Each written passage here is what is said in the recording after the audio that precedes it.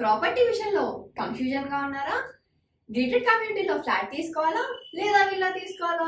మన పిల్లల భవిష్యత్ కోసం ఓపెన్ ఫ్లాట్ తీసుకోవాలా? మన హైదరాబాద్ లో ఏ లొకేషన్ లో కొంటే మంచి అప్రిసియేషన్ వస్తుంది? మరి నమ్మకమైన ప్రాపర్టీ కొనాలంటే నమ్మకమైన గైడ్ కావాలి కదా. ప్రాపర్టీ అడ్వైజర్ కోసం సంప్రదించండి వరాహస్వామి ప్రాపర్టీ గూగులర్. కాంటాక్ట్ 7207218485. శ్రీ గురుభ్యో నమ. శ్రీ మహాగణాధిపతే నమ. శ్రీ మహాసరస్వత్యే నమ. ఓం శ్రీమాత్రే నమ. భక్తులందరికీ కూడా, ప్రేక్షక మహాశైలందరికీ, భక్తులందరికీ నమస్కారములు. మనకు ప్రతి నిత్యము కూడా జీవితంలో అనేకమైనటువంటి సుఖదుఖాలతో జీవితం నిండి ఉంటుంది. ఈ సుఖదుఖాల్లో ముఖ్యంగా మనం చెప్పుకోవాల్సినటువంటి విషయం ఏంటంటే, ప్రతి నిత్యం కూడా ఎవరికి ఏదో ఒక కష్టం అనేది ఎదుర్కొని ఉంటూ ఉంటారు.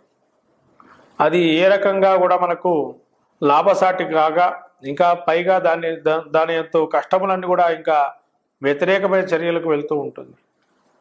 మరి వీటిని మనము ఎలా ఎదుర్కొని పైకి రాగలము అనేటువంటి సందేహం అనేది ప్రతి మనిషికి ఉంటుంది. మరి వీటి నుంచి మనం బయటికి పడడం ఎలా? దానిలో ఉండేటువంటి ఆ యొక్క దరిద్ర దేవత అని మనం ఏదైతే అనుకుంటామో, ఏది మొదలుపెట్టినా మనకు రివర్స్ కావటమనో, ఏది మొదలుపెట్టినా మనకు ఆటంకాలు ఉండటమో జరుగుతూ ఉంటుంది. ఆ పనులన్నీ జాప్యం జరుగుతూ ఉండడం వల్ల నిరాశ నిస్పృహలోని ఎప్పటికీ మనం ఎంత చేసినా ఇంతేనా మన జీవితం అని ఒక ఆలోచనలో ఉంటాం. కాబట్టి దానికి మనము అనేక విధమైనటువంటి మార్గాలు అనేటువంటివి సూచించబడుతున్నాయి. మరి ఆ మార్గాల్లో ముఖ్యంగా మనము ఈ 12 రాసుల వారికి ప్రతినిత్యము కూడా ఏదో ఒక కష్టంతో బయటపడటానికి ఏ విధమైనటువంటి పరిష్కారాన్ని చూసుకోవాలి అని ఆలోచిస్తూ ఉంటాం. కాబట్టి దానికి సంబంధించి అలక్ష్మీ నిరహరణ అంటే మన దరిద్ర దేవతని సంస్కృతంలో అలక్ష్మీ నిరహరణార్థం అని అంటాం. అంటే అలక్ష్మి అంటే స్థిరమైనటువంటి లక్ష్మి కాకుండా మన ఇంట్లో వస్తువు వెళ్ళిపోయేటువంటి లక్ష్మిని అలక్ష్మి అంటాం. కాబట్టి అటువంటివి కాకుండా స్థిరమైన లక్ష్మి మన ఇంట్లో నివాసం ఉండేటట్టుగా మనం ఏం పాటించాలి, దానికి ఏమిటి పరిష్కారం అనేటువంటిది ఈ 12 రాసుల్లో మనకు అశ్విన్యాది నక్షత్రాదులు అట్లానే చేసుకోవాల్సినటువంటి పరిహారాలు అనేది ఈ యొక్క ఏ విధానంలో మనం చేసుకోవాలి, ఏ దేవతను ఆరాధన చేయాలి అనేది ప్రత్యేకంగా మనం సూచించబడుతుంది. అందరూ కూడా భక్తులు ఈ యొక్క జరుగుతున్నటువంటి ఏదైతే వీడియో అంతా కూడా తిలకించి పూర్తిగా దానిలో క్రమబద్ధంగా చేసుకొని ఆ పరిహార మార్గాలు ఎంచుకొని పరిష్కారం తీసుకొని దేవకృప అనుగ్రహం కలిగి అలక్ష్మి నిరహరణమై స్థిరలక్ష్మి కలగాలని కోరుకుంటూ ఆ దరిద్ర దేవత ఏదైనటువంటి జ్యేష్ఠాదేవి అని కూడా అంటారు. జ్యేష్ఠాదేవి అంటే లక్ష్మీదేవి యొక్క అరికాల్లో ఉంటుంది. ఆ జ్యేష్ఠాదేవి ఏదైతే ఉంటుందో, ఎప్పుడైతే మన ఇంట్లో లక్ష్మి వెళ్ళిపోతుందో వెంటనే జ్యేష్ఠాదేవి ఇంటికి వస్తుంది. కాబట్టి జ్యేష్ఠాదేవి నిర్హరణార్థం. అందుకనే జ్యేష్ఠ మాసంలో అందరూ కూడా అన్ని దేవతామూర్తులకి వసంతోత్సవాలు చేస్తారు. ఎందుకంటే వసంతోత్సవంతో ఏదైనా కూడా అలక్ష్మి అనేది ఏదైతే అక్కడ క్షేత్రంలో కనుక ప్రవేశించినట్లయితే ఆ అలక్ష్ములన్నీ కూడా తొలగిపోయి స్థిరమైన లక్ష్మి పొందటానికి దేవతా స్వరూపానికి కూడా ఆ యొక్క దృష్టి దోషాలన్నీ కూడా, ఆ దృష్టి అంటే కొంతమంది ఆ దేవుణ్ణి చూడంగానే కూడా అన్ని విధాలుగా కూడా స్వామి మనందరికీ కూడా నరదృష్టి నరఘోషలు అన్నీ అందరికీ ఉంటాయి. అవన్నీ తొలగింపజేయాలని దేవుడి దగ్గరికి వెళ్తాం. కానీ దేవుడి దగ్గరికి వెళ్ళినప్పుడు కూడా మనము అక్కడ ఆయనకి వేసినటువంటి ఈ యొక్క ఆహారాలు ఇవే చూస్తాం, కానీ దేవుడు అనుగ్రహం కలగాలని ఎవరు కోరుకోరు. అక్కడ వెళ్తే కొంతమంది దైవత్వాన్ని కూడా మనం అక్కడ చూసి ఆ స్వామి స్వరూపం లీలా వినోదాలు అనేకం కూడా ఉన్నాయి అక్కడే. అంటే ప్రతిదీ కూడా క్షేత్రంలో మనం చూడవలసినటువంటి క్షేత్రాలు ఏవైతే ఉంటాయో అవన్నీ కూడా పరిష్కార మార్గంగా సూచిస్తూ మనకుండేటువంటి ఇబ్బందుల నుంచి బయటపడడానికే ఈ యొక్క దరిద్రత తొలగింపజేయడానికి 12 రాశుల వారికి ఫలితాలు చెప్పబడుతుంది. నమస్కారం. శ్రీమాత్రే నమః. భక్తి ప్రేక్షకులకు నమస్కారము. తదుపరి రాశి అయినటువంటి ఈ యొక్క వృశ్చిక రాశి చూసినట్టయితే విశాఖ 4, అనురాధ 4 పాదాలు, జ్యేష్ఠ 4 పాదాలు. ఈ యొక్క రాశి వారికి అదృష్ట దేవత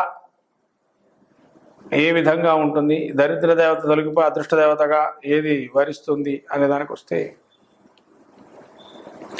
అలక్ష్మీ దోష నివారణార్థం, లక్ష్మీ ప్రాప్త్యర్థం అనేకమైన కష్టాలు అనుభవిస్తూ ఉంటాం. ఈ యొక్క వృశ్చిక రాశి వారు చూసినట్టయితే ముఖ్యంగా కష్టాలు ఎలా ఉంటాయి అంటే మనస్సుని నిబ్బరంగా చేసుకొని జీవిస్తూ ఉంటారు. మనస్సుని చాలా ఇబ్బంది పెడుతూ ఉంటాయి కష్టములు. నిబ్బరం చేసుకొని ముందుకు సాగుతూ ఉంటారు. ఎన్ని కష్టాలు వచ్చినా వాటిని ముందరకు సాగుతూ ఎదుర్కొంటూ ఎటువంటి కష్టాన్నైనా మనస్సుకి నొచ్చుకోకుండా ముందరకు తీసుకెళ్ళటం, ఎదుట మనిషికి చెప్పుకోకపోవటం కూడా మీరు బాగా చేస్తారు. ఈ యొక్క ఏదైతే తనకు తానే కొంగి కృషించుతూ ఉంటాడు మనస్సులోని, అంతేగాని బయట వాళ్ళకి చెప్పి ఈ కష్టాన్ని ఎట్లా తొలగింప చేసుకోవాలి అనేటువంటి భావన అనేటువంటిది వీరికి ఉండదు. ముఖ్యంగా వృశ్చిక రాశి వారికి చూసినట్టయితే ఏదైతే విశాఖ నక్షత్రం 4 ఉంటుందో వీళ్ళ పుణ్యక్షేత్ర దర్శనాలు బాగా విరివిగా ఖర్చు పెడతారు. అంటే ఎట్లా ఖర్చు పెడతారు అని అంటే ఏదో ఒక విహార యాత్రగా వెళ్ళినట్టు ఖర్చు పెడతారు, కానీ భక్తి పారవశ్యంగా ఖర్చు పెట్టారు. భక్తిగా ఏదైనా ఒక రూపాయి వేసినా స్వామికి దండం పెట్టుకుంటే మంచిది. ఏదో ఒక విహారయాత్రకి వెళ్ళి అక్కడ నదిలో స్నానం చేయాలా అనేది పవిత్రంగా ఆ అమ్మవారినో అయ్యవారినో తలుచుకుంటూ స్నానం చేయటం వల్ల పుణ్యం అనేది చేకూరుతుంది. అలక్ష్మి పోయి లక్ష్మీ ప్రాప్తి కలుగుతుంది. ముఖ్యంగా ఈ యొక్క విశాఖ నక్షత్రం 4వ పాదం చూసుకున్నట్టయితే ఎంతో కష్టపడి చాలామందిని పైకి తీసుకొస్తూ తాను పైకి వస్తూ జీవనం చేస్తూ ఉంటారు. మరి వీళ్ళ అలక్ష్మి అంటే ఎలా పోతుంది ఏంటి అంటే వీరు ఎప్పుడు ఇంకోళ్ళకి ద్రోహం చేయకుండా ఉంటే చాలు. అదేంటండి అంటే తెలుసో తెలియకో మీరు కొన్ని ఇబ్బందులు పెడుతుంటారు అవతల మనిషిని. అసలు పెట్టకండి, మీ పని ఏదో మీరు చూసుకోండి. అలా పెట్టడం వల్ల అవి మళ్ళీ రిటర్న్గా మీకే వెనకాల మళ్ళీ మీకే వచ్చే అవకాశం ఉంటుంది. కాబట్టి ఇటువంటి పరిస్థితి మీరు తెచ్చుకోకుండా ఉండడం మంచిది. అట్లాగే మళ్ళీ కూడా ఈ యొక్క అనురాధ నక్షత్రం వారు చూసినట్టయితే తాను తినడు ఇంకోటికి పెడతాడు అని అంటే అది మంచి పద్ధతి విధానం కాదు. తాను తినాలి, 10 మందికి పెట్టాలి. అంతేగాని తను తింటూ ఇంకోరు తినకుండా ఉండడం కోసం ఉండేట్టుగా భావన అనేది చేస్తుంటారు. ఇంకోటి ఏంటంటే అనురాధ నక్షత్రం వారు ఏదైనా బయట ఒక మాట్లాడతారు, లోపల ఇంకోటిగా ఉంటారు. అది అంతవరకు మంచిదిగా సమంజసం కాదు. అలానే మీరు దరిద్రత తెచ్చుకోవటం కూడా అది పైన ఒకటి ఉంటూ లోపల ఉంటాయి వీళ్ళకి అన్నీ ఉన్నాయి, వీళ్ళకి ఏమి ఇచ్చినా ఇంకేం అవసరం లేదు, అంతా బాగున్నారు కదా అని చెప్పి అనుకుంటారు. కాబట్టి అది కరెక్ట్ అయిన పద్ధతి కాదు. ఏది ఉంటే అది నిజంగా మాట్లాడుకోవడం అనేదే మంచిది. అనురాధ నక్షత్రం అప్పుడే కష్టాలను తొలగిపోయి సుఖమైన జీవితాన్ని పొందుతారు. ఇంకోటి ఏంటంటే అనురాధ నక్షత్రం వారికి మరి ఏమిటి పరిష్కార మార్గం అంటే వీరు ఏదైనా కానీ ఇంట్లో కానీ బయట కానీ ప్రహరీ కూడా బయట కానీ చెట్లు నాటడం నేర్చుకోండి. ఏ చెట్లు నాటాలి అంటే బీజం ఉండేటువంటి ఫలవృక్షాలు తోటలు కానీ అటువంటివి చేసుకోవటం వల్ల ఆ పండ్లని ఏదైతే తోటలు కానీ అవి తోటలో నుంచి తీసుకొచ్చిన పండ్లు నైవేద్యంగా పెట్టి 10 మందికి పంచడం అనేది మంచిది. అది కాకుండా ఇంకా ఏమైనా అనంటే ఇనుప ముక్క తీసుకొని వెళ్ళి ఆ ఇనుప ముక్కని